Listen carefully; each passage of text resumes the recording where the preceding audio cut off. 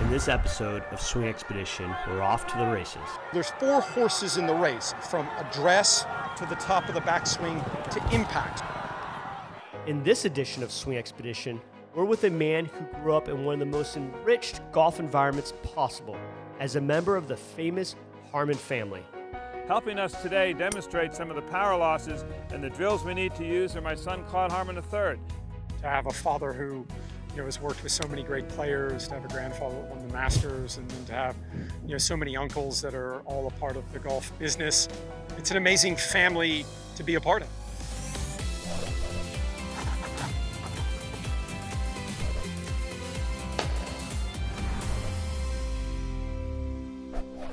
So 4 parts to the golf swing: lower body, upper body, triangle, golf club. Claude Harmon III is considered to be one of the top coaches in the game. Claude has worked with some of the best players in the world, such as Ricky Fowler, Bubba Watson, Marina Alex, Donnie Sang, Ernie Els, Adam Scott, and Trevor Immelman. Claude has trained his craft around the world, but today he serves as Director of Instruction at the teaching facility at the Floridian National Golf Club, where he helps players of all skill levels improve their games. I'm proud of the work that I've done, at the tour level. And when I look at all of the stuff that my dad has done and all of the stuff that my uncles have done, I'm proud and I'm happy to kind of have my own chapter be part of the Harmon book and do all of the things that I've been able to do. Claude, you've been in this game for a long time. Well, you've been in the game for basically since you were born, but then as a teacher, you've been teaching for a long, long time. You've seen players of every skill level. What are some of the things that you think that the recreational golfer can maybe focus in on that can help their game? Chris, I think most golfers that play are obsessed with the direction the golf ball is going, whether they're hitting draws, whether they're hitting fades, and they don't necessarily worry so much about the quality of the strike, the contact. The contact of the golf ball, how you're striking the golf ball, is the most important thing, and it's the easiest way for you as a player to progress faster, to help improve your scores, to help bring your handicap down. Because most golfers that I see, because I know you see this as well, are they struggling with the direction that the golf ball is going? Yeah, but most golfers struggle with hitting it solid all the time, getting it into the air all the time, with their irons taking a divot in front of the ball. So to me, contact is way more important than the shape or the direction the golf ball's going. Yeah, some of the real disastrous misses are contact ones, whether you hit it fat or thin, and even the direction aspect of it, especially the bigger misses, is oftentimes a function of where you hit on the face. Yeah, and I think if you think about where you're contacting the ball on the face, a lot of times when you're looking at a player, Chris, and you're looking at their launch monitor data, sometimes if we can get players to work and get the contact, get the quality of the strike better, on the bad swings, they might have a higher club head speed. The good swing, their club head speed might go down maybe 1-2 miles per hour, but the ball speed from where they catch the ball on the face, the ball speed jumps 5, 10, 15 miles per hour, and all of a sudden, the player is actually swinging the golf club maybe a little bit slower than they normally would when they hit a bad one, but they're hitting it so much more solid because they're catching the ball in the center of the face. People ask me all the time, hey, what's the difference between me and a tour player on the Ladies Tour, on the Champions, on the PGA Tour, wherever? What is the biggest difference between a regular golfer like myself and a tour player? And I always say to them, the quality of the strike. You know this in working with tour players. Yes, every now and again a player might hit one off the toe, but they never really hit the golf ball fat. Yeah. They never really hit the ball thin over a green. And those are the misses that the average golfer struggles pretty much their whole career with, is quality of strike. I really believe, Chris, that if we can teach golfers to get the ball in the air, to have the contact be solid, it won't really matter which direction they're hitting it, because if they're hitting it more solid, they're going to improve and their shots are going to get better. Okay, well, help me learn how to make better contact right here. Okay, so one of the things that I always do with players, regardless of their handicap level, is go ahead and take your setup. Okay, go ahead and take your address position. Okay, now with no backswing, okay, if you were going to show someone that had never played golf before, no backswing, can you show me where your impact position would be? Get into an impact position, okay? So We've had more weight go to your front foot, your lead foot. We've had that handle go forward. We've had that shaft lean go this way. We've had the chest go down, and everything is kind of moved onto the ball. Chris, I've never had one person, when you ask them to show impact, have their weight go backward, weight go up on the toes, handle go back, handle raise up. Nobody does it. And Chris, it's not just tour players and good players. Every golfer pretty much instinctively that plays kind of knows where impact is. So I think it's really important to have a good understanding as to where you are at impact. And I think most people instinctively know where that position is. So what I'll have people do is go ahead and take a setup with no ball, right? Get into that impact position for me again. Now, at full speed, follow all the way through and go all the way through to your follow through at full speed and get into that position, right? So do that again. Go ahead and get into that address position, get into the impact. Now, at full speed, follow through, right?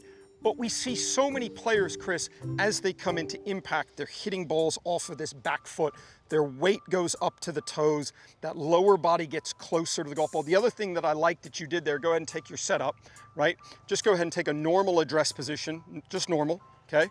And if I go ahead and put this shaft right here on your belt line, now show me where impact is. You see that that lower body has stayed very much underneath you. It hasn't gone forward. We see so many players in an effort to try and draw the golf ball, that lower body goes closer to the golf ball. We call that early extension. As the lower body goes forward and the weight rushes up to the toes, the upper body has to go backwards to try and balance the body out. And Chris, as you know, from a biomechanics standpoint, what a lot of players struggle with contact-wise is as the lower body goes forward, the upper body goes back. Effectively, two massive power sources, lower body and upper body, basically stall out, and then arms, hands, golf club have to fire, and that's when we get a lot of these inconsistencies in the quality of the strike. Yeah. Okay, so as the drill, you would say really get into your setup and then really kind of mimic some of these keys at impact. I remember once Dave Phillips from the Titleist Performance Institute talked about this as being an impact fix drill, right? So you can get into your address position, show me impact, and then start your golf swing from there and go through that way. And that's a really good way to feel it. And then you can go ahead and get into that impact position, right? And now go ahead and make a backswing and a follow through and go ahead and hit it with that, trying to get back into that feeling. Really good there. And I like what you did there is creating a divot in front of the ball. I'm gonna try that one more time. Yep, okay. So that's where you're trying to get through at impact. Now just go ahead and swing and try and recreate that impact position. There you go. That was solid. Yeah. Claude, do you have a favorite swing that maybe we can learn something from? I'm an Adam Scott fan. I mean, you know, Scotty's a good friend. I've worked with Scotty in the past. I've known Scotty since he was 18, 19 years old. I think Scotty's setup is, he looks like he was born with a golf club in his hand, right? When Adam gets standing up over a driver, he looks like he was born with a driver in his hand, in the same way that Seve Ballesteros looked like he was born with a wedge in his hand. Ben Crenshaw looked like he was born with a putter in his hand. But I think, you know, Adam, now that he's into his mid-40s, that golf swing has stood the test of time. It produced a Masters, got him to #1 in the world. He won the Players Championship in his early 20s. He's played on President's Cup teams. He's, you know, made so much money. But it is just, to me, such an aesthetically pleasing golf swing. The tempo, the rhythm, it looks completely unencumbered by anything. It just looks like Scotty turns, puts the club in a beautiful position. The follow through, I mean, I think Adam Scott's got one of the best follow throughs in golf. He always looks like he's on balance. When you look at that golf swing, to me, if there's a better looking golf swing, then I don't know what it is. Claude, we've talked about contact, and one of the things a lot of recreational golfers struggle with is the idea of how do they get an iron properly into the air? I think most golfers have a misconception, Chris, on what makes the golf ball go into the air. Because the golf ball's on the ground, when they look down, they don't see a lot of loft on their golf club. So there's always that move to where the weight goes back and they try and hit up on the ball to make the golf ball go into the air. That's kind of the classic old school, you know, everybody that tops it. oh, I looked up, I lifted my head. It's not necessarily that they lifted their head, it's just in an effort to have the golf ball get into the air, the weight tends to go to that back foot, and now the angle of attack starts to get too shallow and they're hitting up on the ball. So if you think about it, if I've got these alignment rods here, to hit a driver, you want to be hitting up on the ball, right? Because the golf ball is on a tee. So when we are talking about hitting drivers, the ball is on a tee. So the idea is that it's already in the air. You want that angle of attack to be hitting up on it. The holy grail, as you know, of driver fitting is high launch, low spin, trying to launch the ball as high as possible so that it spins the less, right? The average golfer with the driver, most golfers tend to slice the ball, the weight goes back, that club shifts, the path gets out to in, and players are actually, as you know, you look at launch monitor data, they're hitting down on their driver, right? We would never want to be hitting down on the driver. So the opposite is if you've got an iron, you need the golf ball to get into the air. So it's not on a tee anymore, it's on the ground. So you need to have the golf club working on a steeper angle of attack. So sometimes with players, I'll just have them get in here and say, okay, go to the top of your backswing and stop. And what you're going to try and do on the downswing is simulate what you see in this alignment rod back here and try and feel like you're coming down more that way. That's more the feeling. Then you get into that impact position that we talked about, right? And then what I'll have them do is take a setup, right? No ball, take your address position, and now on the follow through, try and follow through like you would on this shaft here, which is this shaft in front of you. Now try and follow through more up on the follow through.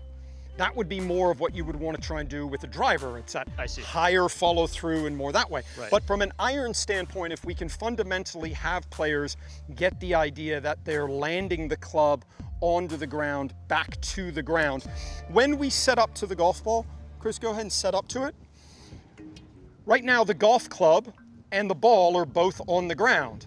To get the golf ball into the air, believe it or not, you need to land the golf club back down to the position it started so that you're hitting down on it. And I think most golfers with their irons struggle because they've just got a very, very shallow angle of attack because they're trying to get the ball into the air. And the weight goes back in that direction. Yeah, and this is where you see people, like you mentioned earlier, extend, hang back a little bit, scoop it. Weight goes to the back foot. So they're gonna go back that way. That's the back one. To try to hit it up. So it's kind of a...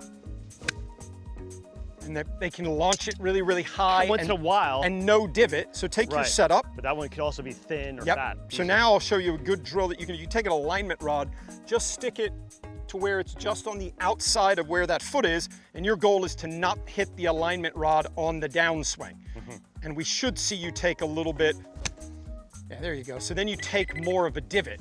So the one where your weight goes back and you hit up on it, it's a little bit high, it's a little bit spinny, no divot, whereas this one, because you're trying not to hit that shaft, there you go. That's a hard then ball it flag. gives you the feeling that you're coming more this way and not back that way. Right. And then with a driver, any drill you would use to? Yeah, I mean, I think the opposite is true. If you go grab your driver, right?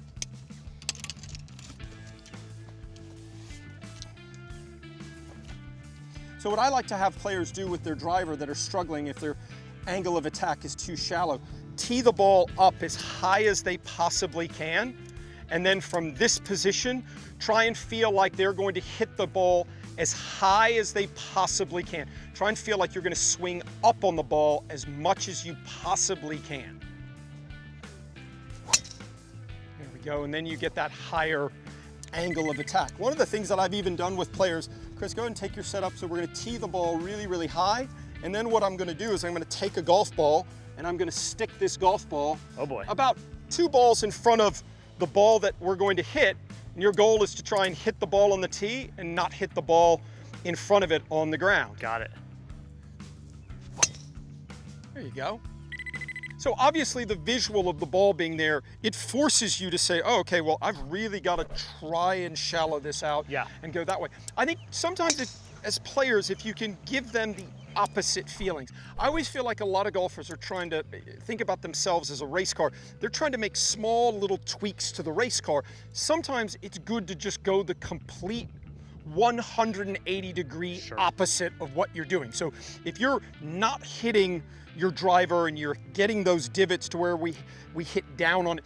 If you go to a PGA Tour event, Chris, and there's a 600-yard par 5, there's no divots on the tee. Yeah. You can go to your home club, and on every single par 5 on all of the tees, you will see divots. Yeah. The divots will be pointing left, and you should never see divots on a tee box. And then you'll see players go out into the middle of the fairway with a 7-iron and take no divot, but they take one with their driver. So the shaft in the ground helps you feel like you're on top of it with your irons. The ball in front of the teed up ball helps you feel like you're hitting more up on it. Both are the opposite. One's hitting more down, one's hitting more up.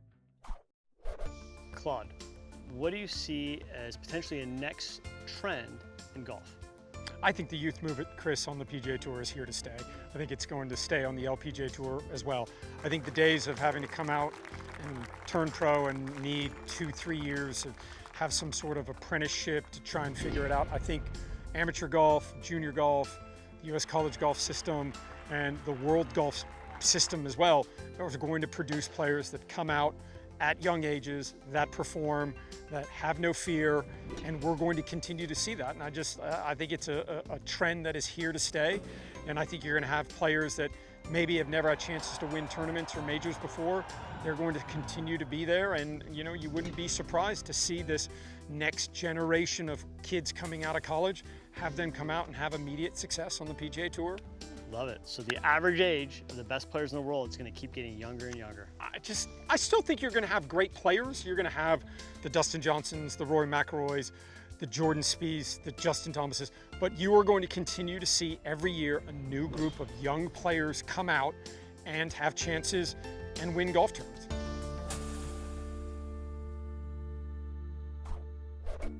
Claude, one of the things that I love about the way you coach is you create some really good visuals, concepts to really help people better understand what they're trying to do with their golf swing. And we've talked a little bit about how you've broken up the whole body in the club into a couple different segments. Yeah, I think, go ahead and take your setup. So I think what a lot of players struggle with is you've got all of these different body parts. The golf swing's over in about a second to a second and a half, and you're trying to figure out how to move all of this. So what I like players to think about is if you think about everything kind of below your belt, so everything below your waist or where your belt is, this is going to be what we call your lower body. This is one part of the golf swing. The next part of the golf swing is going to be everything above your waist, excluding your arms, so stomach, chest, neck, head. Third part of the golf swing is going to be what I call your triangle. Left arm, left hand, right arm, right hand, you have a triangle form there. And then the last part of the golf swing is the golf club. So 4 parts to the golf swing. And Chris, if you think about it, what we're asking you to do in your golf swing is there's a race going on from address to the top of the backswing to impact. So there's 4 horses in the race. There's your lower body. This is horse 1. If you can think about horse 1 being represented by the belt buckle, okay? The upper body, horse 2, represented by the buttons on the shirt. The triangle, horse 3, represented by that lead wrist. And then the golf club, horse 4, represented by the club face. 4 horses in the race, so if you go ahead and take a setup, if I go ahead and put this shaft down, this is your address position, and this is also going to be the start line and the finish line. In an ideal world, what's going to happen is the lower body is going to unwind and get across the finish line first, followed by the chest, followed by the hands and the arms, and followed by the golf club. A lot of golfers, when they struggle with contact, which is something that's really, really kind of something I focus on a lot, what happens is as the lower body gets a little bit early extended, the upper body goes back, the upper body and the lower body stall out, and everything kind of arrives at the same time. It arrives to the finish line where all of this kind of lines up. So go ahead and take your setup, and one of the drills that I have people do, if you think about the finish line, okay, show me where impact is. There, the lower body would have gotten across the finish line, the chest would have gotten here, the hands here.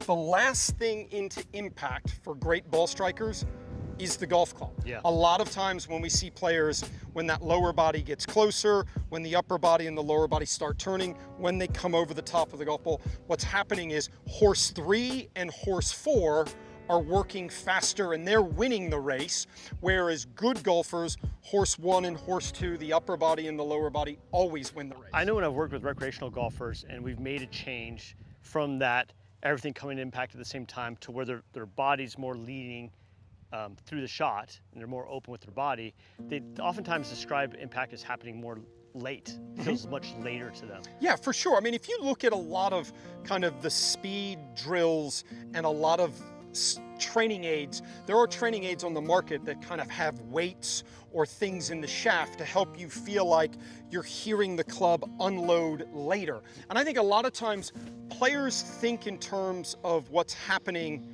at the moment of contact, and they forget that all of the things that are going to happen at impact, they're starting and happening a lot earlier. You spend a ton of times with all of the golf nerds and all the biomechanists and stuff.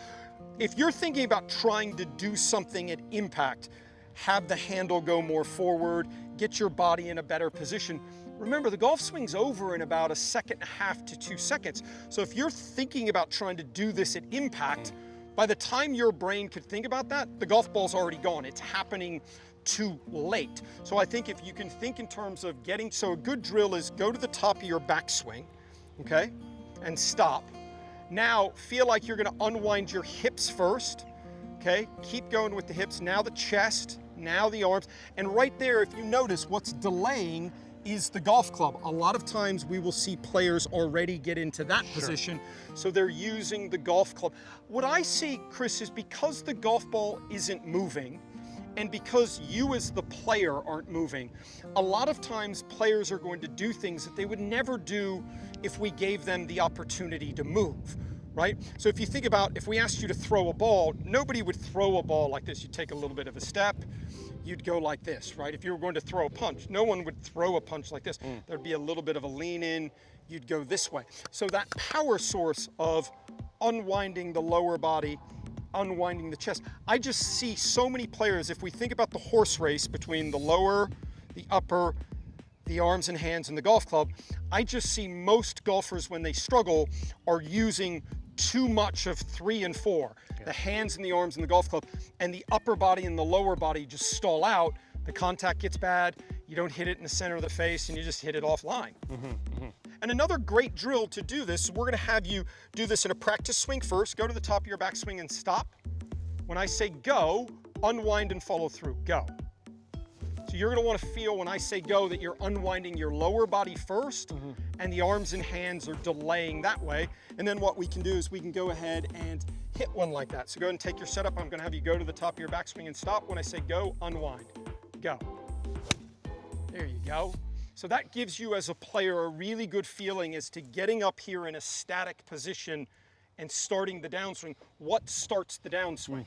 I hear so many players, Chris, talk, and I'm sure you do as well, how do I start the downswing? In my opinion, for most golfers, they could improve by the downswing feeling like it starts from the ground up, because so many golfers that slice the golf ball, that struggle with contact, start that downswing with the hands and the arms. It starts from the top down instead of that lower body, that horse 1 starting the downswing. Right, all right, let me try that again.